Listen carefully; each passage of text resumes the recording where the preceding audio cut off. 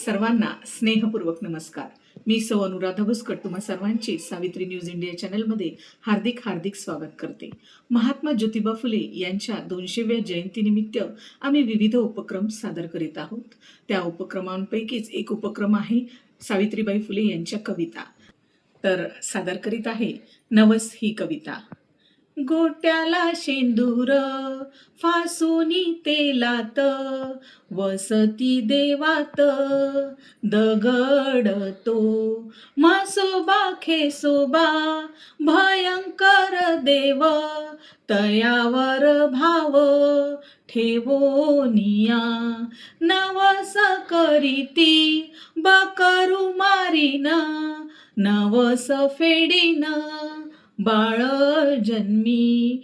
धोंडे मुले देती नवसा पावती, लग्न का करीती नारी नर.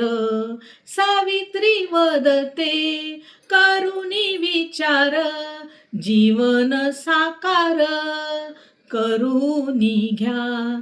जीवन साकार करुणी घ्या. चला तर मग बघूया या कवितेचा अर्थ.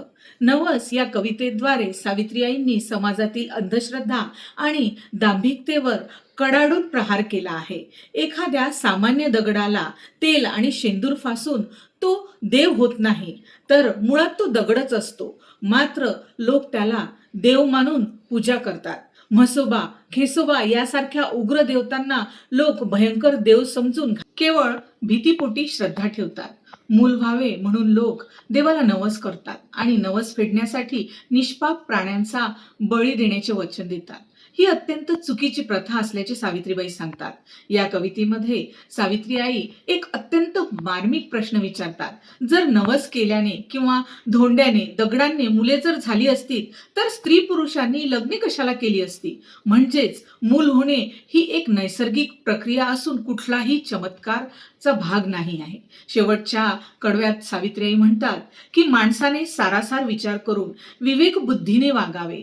अंधश्रद्धेच्या मागे न लागता आपले जीवन सत्कार्यांनी आणि विचारांनी साकार करावे. थोडक्यात त्या लोकांना वैज्ञानिक दृष्टिकोन जपण्याचा सल्ला देतात. असेच नवनवीन कविता सावित्रीबाई फुले यांच्या नवनवीन कविता ऐकण्यासाठी आमच्या सावित्री शक्तिपीठाच्या सावित्री न्यूज इंडिया चॅनलला सबस्क्राईब करा आणि कविता आवडली असल्यास नक्की कमेंट करा. धन्यवाद.